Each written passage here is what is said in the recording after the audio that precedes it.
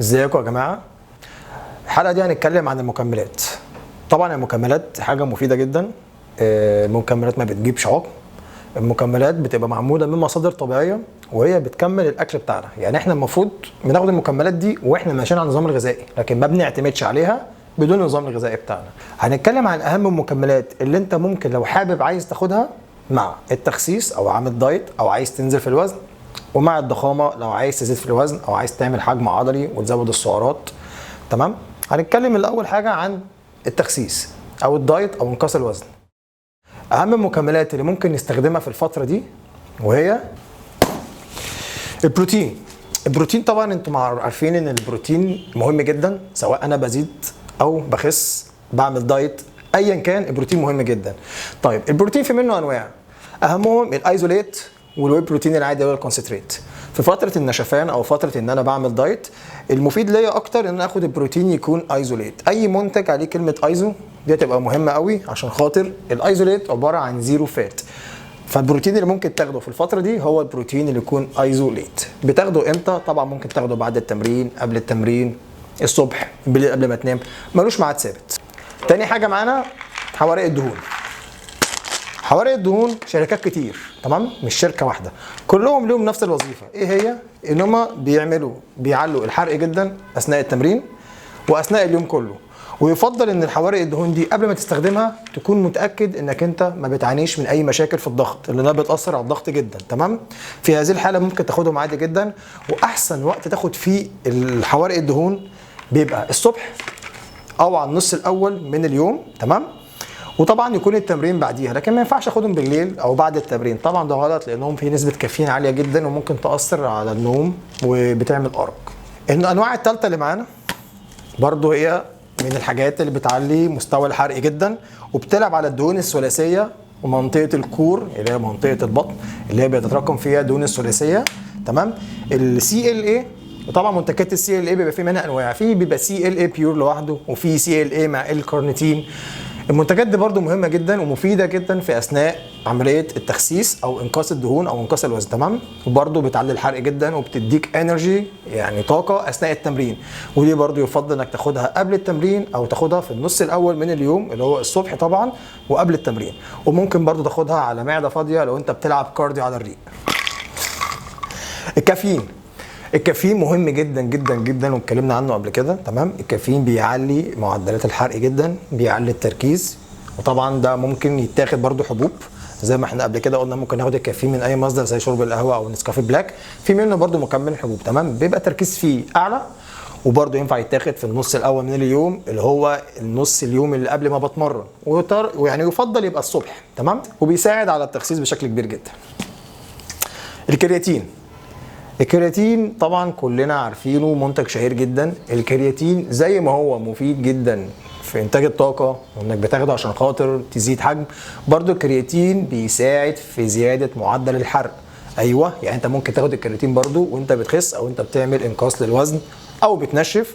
مفيد جدا في انقاص الوزن، مفيد جدا في زياده معدل الحرق، وينفع تاخده. واهم وقت ينفع تاخد فيه الكرياتين وانت بتاكل كربوهيدرات وبروتين، ويفضل انك تاخده بعد التمرين. يعني قبل التمرين عشان يديك طاقه والكلام ده ماشي مفيش مشكله، بس في منتجات كتير قوي ممكن تديك طاقه. خلي الكرياتين احسن مع وجبه الكربوهيدرات عشان يبقى امتصاصه اسرع، ويفضل انك تاخده بعد التمرين. كده دي كانت اهم المكملات اللي انت ممكن تستخدمها اثناء فتره انقاص الوزن او التخسيس. طبعا مش شرط انك تاخد كل المكملات دي، ومش شرط انك ممكن تاخد مكملات اصلا، بس دي الحاجات الاضافيه بتساعدك اكتر انك ممكن تخس، وبتزود معاك عمليه الحرق، وبتديك نتيجه اسرع نسبيا من مثلا الدايت الطبيعي. لكن انا مش بقول لك فرض انك تجيب المكملات، ومش بقول لك فرض انك تاخد كل انواع المكملات دي. وبرده بترجع للكوتش او المدرب اللي معاك وهو بينصحك بافضل الحاجات، بس دي كانت خلفيه انك ازاي تفهم وظيفه كل مكمل معاك. تاني حاجه، عايزين نضخم، عايزين نعمل بقى حجم عضلي، عايزين نعمل ضخامه، عايزين نعمل ماس. تمام؟ الحاجات اللي احنا بنحبها قوي. تمام؟ في الحاله دي احنا هنبتدي طبعا بمكملات برضو هتساعدنا وممكن تدينا حجم اكتر. المكملات دي البروتين. قلنا ان البروتين في منه ايزوليت وفي منه كونسنتريت. تمام؟ هنا البروتين اللي هناخده كونسنتريت عادي، وممكن ناخد الايزوليت على فكره، مش هيفرق كتير قوي بين الايزوليت والكونسنتريت. بس انا برضو عشان ايه تفهم برضو نوع البروتين اللي ممكن تشتريه ده ايه وده ايه.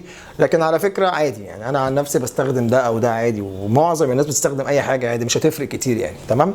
البروتين مهم جدا برضو، وبتاخد جرعات البروتين، مش هقول لك جرعه او جرعتين.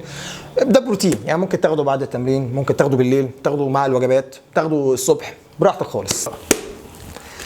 الكارب، طبعا الكربوهيدرات عامل اساسي ومهم جدا في فتره الضخامه او زياده الوزن. طيب الكربوهيدرات كان الاول بناكله من مصادر كتيره جدا موجوده، ودلوقتي بقى فيه مكمل للكربوهيدرات. الكارب الباودر دوت حلو جدا، بيساعد على الامتصاص اسرع. تمام. فبالتالي انت ممكن تاخد الكارب في اي وقت في يومك بشكل اسرع وبيمتص اسرع زي البروتين. الكارب احسن وقت ممكن تاخده فيه برضو، ممكن تاخده الصبح في الفطار، ممكن تاخده قبل التمرين، وممكن تاخده بعد التمرين، ممكن تاخده قبل ما تنام. فهو ملوش وقت محدد، بس جرعات الزياده منه بتساعد انك بيديك حجم اكتر. تمام. بس طبعا بتبقى حاسب الوجبات بتاعتك، حاسب سعراتك، حاسب انت محتاج كارب قد ايه في اليوم، وده ممكن تضيفه مع البروتين في نفس الشيكر، كانك بالظبط جايب مثلا المنتج اللي هو الجينر، لان الجينر عباره عن برضو الكربوهيدرات مع البروتين. فانت ممكن يا اما تجيب البروتين جينر مره واحده، او تجيب البروتين لوحده والكربوهيدرات لوحده وتعمل لهم ميكس مع بعض. وانا شايف ان الكربوهيدرات ده رخيص جدا وعملي، فانت ممكن تستخدم الكربوهيدرات دايما طول ما انت في فتره الضخامه. الكرياتين، برضو الكرياتين حلو جدا في فتره الضخامه. الكرياتين باخده بعد التمرين، ويفضل ان باخده مع الكربوهيدرات عشان سرعه الامتصاص بتاعته. والكرياتين ما بيعملش ميه تحت الجلد، طبعا انتوا اكيد عارفين دي، واللي مش عارفها دي معلومه ليه. الكرياتين ما بيعملش ميه تحت الجلد، الكرياتين بيعمل ميه داخل الانسجه العضليه، يعني بيديك حجم زياده. وبعد دراسات كتيره قوي، من احدث الدراسات اللي اثبتت ان ممكن الكرياتين باستخدامه بانتظام ممكن بعد اسبوع على الاقل بتحس فعلا بفرق في الحجم العضلي. فالكرياتين مهم قوي قوي قوي ومفيد جدا، ومفيش حاجه اسمها تحميل كرياتين، يعني بلاش تاخد تحميل هو 3 سكوب كرياتين، هو خلي الكرياتين سكوب واحد بعد التمرين حلو جدا. السناكس، البروتين بار. البروتين بار يعتبر السناكس الظريفه والجميله قوي واللي كل الناس بتحب تاكلها. تمام. السناكس دوت ممكن تاخده في فتره الضخامه وانت بتزيد. تمام. في سعرات كويسه، في كربوهيدرات وبروتين حلو قوي. يفضل تاخد السناكس الواي بروتين بعد التمرين، على الفطار، قبل التمرين مثلا. ما انصحكش انك تاخده في فتره التنشيف او انقاص الوزن عشان سعراته تبقى عاليه نسبيا شويه، لكن فتره الضخامه ممكن تاخد من 1 ل 2 في اليوم، او على حسب برضو الجدول الغذائي بتاعك. دلوقتي بقى في شويه مكملات اساسيه قوي انت ممكن تدخلهم، سواء انت بتنزل في الوزن، سواء انت بتنشف، سواء بتعمل ضخامه. المكملات دي مفيده جدا وصديقه جدا لجسمك ومفيده قوي قوي. الارجينين، ويعتبر الارجينين من المكملات المفيده جدا للجسم، وينفع تاخده في اي فتره مفيش اي مشكله، ويفضل انك تاخده قبل التمرين. السترولين ماليت، السترولين ماليت دوت مفيد جدا للجسم، بيخلق جوه جسمك ارجينين، بيديك طاقه برضو، بيعمل بامب عالي جدا، من المنتجات المفيده قوي للجسم، وانصح انك ممكن تستخدمه في اي فتره في السنه. بي سي اي او البي سي دبل اي مفيد جدا، ينفع تاخده اثناء التمرين، طعمه جميل قوي، يعتبر من الاحماض الامينيه المهمه جدا للجسم. مش شرط انك تاخده، بس لو عايز تاخده او تستخدم البي سي اي اثناء اي فتره ينفع تستخدمه عادي خالص. البري ورك اوت او منتجات الطاقه. منتجات الطاقة جميلة جدا، بتديك طاقة عالية جدا أثناء التمرين. طبعا بناخد المنتجات دي قبل التمرين بفترة قليلة، بتشتغل في الجسم بسرعة. منتجات الطاقة بتبقى كتيرة جدا، يعني في فاريتي قوي في الأنواع. تمام. بس برضو بشرط انك انت لو بتعاني من الضغط يفضل انك بلاش تستخدم منتجات الطاقة. في منتجات تانية كتير زي حوارق الدهون بتدي طاقة، بس طبعا الأساسي ان البري ورك اوت بيديك طاقة أعلى بكتير، عشان في مكونات كتيرة جدا مسؤولة عن إنتاج الطاقة فيها. تمام؟ نيجي بقى للوحش. ده الوحش بتاعنا يا جماعة، المالتي فيتامين. الفيتامينز يا جماعة تعتبر أهم سبلمنت موجود، ولازم أي حد عايش وبيتنفس يستخدم الفيتامينز. بتنشف، بتخس، بتتمرن، ما بتتمرنش، عايش كده، خد فيتامين. لازم الفيتامين يكون معانا في اي وقت يا جماعه، واحسن فتره تاخد فيها الفيتامينز هتبقى الصبح طبعا في بدايه يومك.